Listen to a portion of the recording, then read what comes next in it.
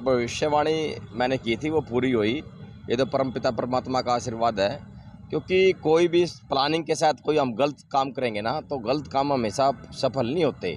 इतने बड़े समाज को आप गुमराह नहीं कर सकते, क्योंकि ये लोग चाहते थे कि समाज को गुमराह करके वहाँ बोली लगाई जाए। क्योंकि मंडी का क्या होता है, मंडी का काम ही ये होता है। ये कुछ 8 साढ़े 8 लोग हैं मेरे समाज से, इन्होंने समाज के पूरे समाज को गुमराह बनाने की कोशिश करी। पहले भी समाज को गुमराह कर रहे थे, अब फिर कर रहे थे। समाज मेरे लिए भगवान के समान है, समाज समझदार है।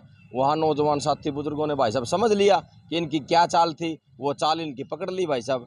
तो वहाँ कोई खरीदार थोड़ा, हम बुद्धिजीवी लोग हैं।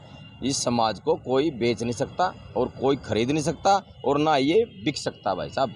और क्योंकि जागरूक है मेरा समाज, सब ने पता है कि कौन समाज की आवाज़ उठाता है, कौन नहीं उठाता है, कौन समाज को बेचना चाहता है। ये बात 17 तारीख को आपने जब परसों जयंती कर ली थी, तो अनाज मंडी में करने का क्या उनका मकसद था? देखो, उन्होंने 12 तारीख की करी, ठीक है। फिर मैंने यहाँ आपके माध्यम से 8 तारीख को प्रेस कॉन्फ्रेंस करी। मैंने इसलिए करी कि भाई समाज की टिकट नहीं है, चलो भाई भंडारा कर लेंगे। और मैंने करी 17 तारीख की। 17 तारीख का करने का मकसद ये था ना, मैं भी 19 की कर सकूँ था, लेकिन हमारी हरियाणा लेवल की जन्मोत्सव परावर में था। क्योंकि आपने पता कि सारे समाज ने, वो भी लोग लगे हुए थे परावर की ज़मीन में, वो भी लोग लगे थे, सारे भाई थे, और 36 ब्रदरी ने साथ दिया था। तो मैंने यहाँ पीसी करके आपके माध्यम से लोगों को ये मैसेज दिया था कि भाई 17 तारीख को पानीपत में धर्मशाला में जन्म उत्सव मनाएंगे, भंडारा करेंगे देसी घी का। और 19 तारीख को हरियाणा लेवल की क्रांतिकारी भाई नवीन जैन के नेतृत्व में रोहतक चल लेंगे सारे भाई। लेकिन ऐसी क्या जल्दी थी भाई, कुछ ना कुछ तो बात है, वो समाज के सामने ओपन होनी चाहिए भाई साहब। अगर मेरे में कोई कमी है तो मेरी बात ओपन होनी चाहिए। कुछ ना कुछ तो बात है ना, जो उन्होंने मेरी परशुराम जयंती, यानी कि वो मेरी नहीं है भाई साहब, वो सब की है। भगवान परशुराम 36 ब्रदरी के हैं। और इतना बढ़िया मैसेज दिया। यहाँ से कल्याण में सभी समाजों के प्रधान आ रहे थे, सम्मानित लोग आ रहे थे। पहली बार पानीपत में शुरुआत करी थी कि भाई 36 ब्रदरी, चाहे वाल्मीकि ऋषि जी हो, रविदास जी हो, दयानंद सरस्वती हो, शहीद आज़ाद भगत सिंह हो, चंद्रशेखर आज़ाद हो, यानी कि सभी की जन्म जयंती सारी ब्रदरी के सम्मानित लोग इकट्ठे होकर मनाएंगे। और उससे हमने 17 तारीख को करी थी, तो उन्होंने क्यों टेकी 19 तारीख को? वो समाज के सामने है भाई साहब। तो ऐसा मैसेज गलत भी जाता है, जैसे आपने 17 तारीख कर दी, उसके बाद दोबारा जयंती बनाई जा रही है, तो समाज में कुछ ना कहीं होता है। देखो, हमारा सबसे बड़ा मंदिर है धर्मशाला। हमने कोई भी कार्ड नहीं छपवाया, किसी गांव में मैं निमंत्रण देने नहीं गया। हमने तो आपके माध्यम से और अपने फ़ोन की लिस्ट के माध्यम से सभी को बुलाया, और सभी लोग वहाँ हजारों लोग आके भंडारे में प्रसाद ग्रहण करके गए हैं। तो उन्होंने क्यों टेकी? मैं पहले कह रहा था कि भाई गड़बड़ है, मंडी में सजेगी, मंडी में बिकने के लिए सब्जी जाती है, खरीदने जाता है, आड़ती बोली लगाता है, वो कल साबित हो गया भाई साहब। तो समाज को बताओ, समाज भगवान के समान मानो अपने समाज को, और समाज में राजनीति नहीं बढ़नी चाहिए। क्योंकि इन लोगों का 2-4 लोग तो इसमें ऐसे हैं, वो तो फ्री में अपना बुखार नहीं दे मैं किसी को, वो वहाँ जाकर जयंती कैसे मना रहे? ये गुमराह कर रहे हैं, नौजवान साथियों को भी गुमराह कर रहे हैं। इनकी दुकानदारी बंद थी, इन्हें सदा दुकानदारी चलाई है। कभी मैं बीएसपी से इलेक्शन लड़ूं, कभी मैं आज़ाद इलेक्शन लड़ूं, फिर कैंडिडेट दूसरा आ जाए पार्टी का, उसको समर्थन दे दें, फिर दूसरी पार्टी में चले जाएं। अरे भाई, समाज की करीम कहने वाले लोगों, आप लोग शर्म आनी चाहिए आप लोगों ने। आज 36 ब्रदरी में है भाई, मान लिया आपने बुला लिया, खुल कर कहो। पहले ही सोशल मीडिया में कहते भाई हमने तो मुख्यमंत्री खट्टर साहब को बुलाया। खट्टर साहब को बुलाओ, बड़ा अच्छा था आपका इंतज़ाम। 2 माइक थे, एक से आप बात करते, एक से खट्टर साहब करते। खट्टर साहब से पूछते, जी आपने 9.5 साल में हमारे समाज के लिए क्या किया है, इस करनाल के लिए, पानीपत के लिए क्या किया है? उधर से वो बात करता, उधर से वो बात करता। विरोध क्यों करे भाई? ये पूरे हरियाणा में बेचते हुए भाई खट्टर साहब का वो कर दिया। अरे भाई, हम धक्का मारने वाले लोग नहीं हैं, हम जोड़ने वाले लोग हैं। ये धक्का मारते हैं, और वो कुल कहीं ना कहीं समाज को भी और खट्टर साहब को भी धक्के मारने का काम किया। अरे भाई, फरसा ले रहे हैं आप, वहाँ फरसा दे रहे हो, किसको दे रहे हो? जिसने हमारी गर्दन पर फरसा रखा, जिसके कार्यकाल में काले ब्राह्मण का प्रश्न पूछा गया। अभी रणजीत चौटाला ने बयान दिया कि जाति ब्राह्मणों ने बनाई। मैंने आपके माध्यम से मांग उठाई, रणजीत चौटाला ने जाकर माफ़ी मांगी। मैंने कहा पूर्व मुख्यमंत्री मनोहर लाल खट्टर जी, सैनी साहब, ये स्टेटमेंट दे कि भाई ये इसने गलत स्टेटमेंट दी है।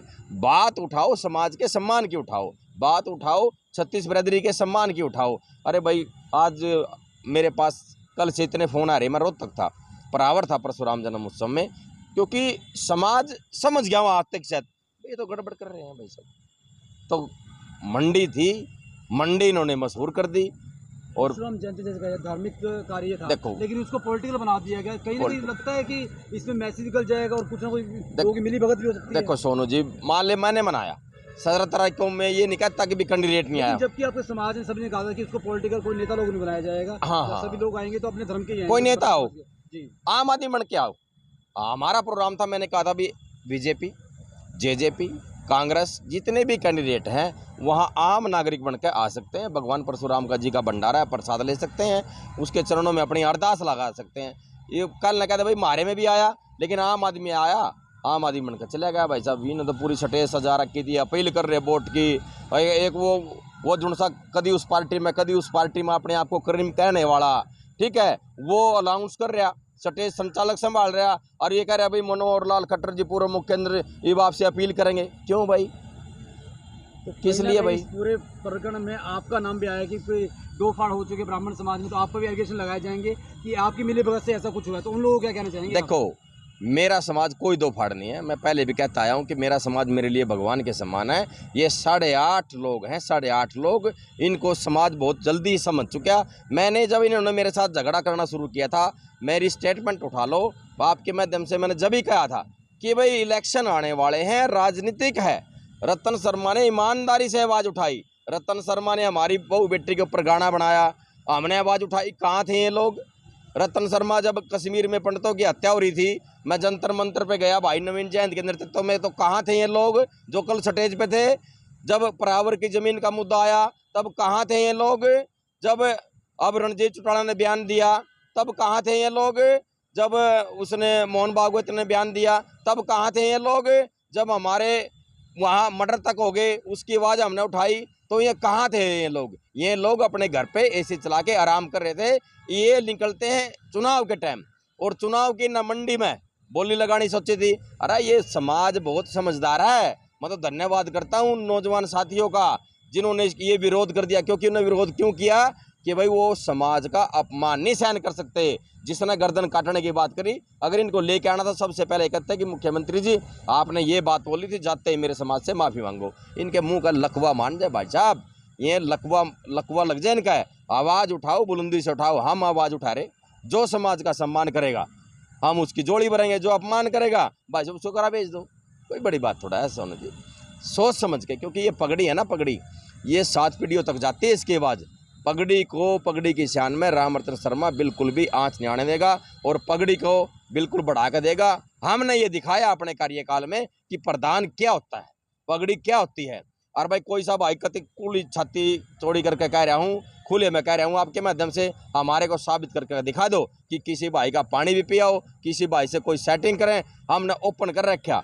सिर्फ एक ही बात है भाई, जिसको समाज अपमानित किया उसको घर बिठा दो, जो समाज का सम्मान करे भाई साहब उसकी जोड़ी पर दो।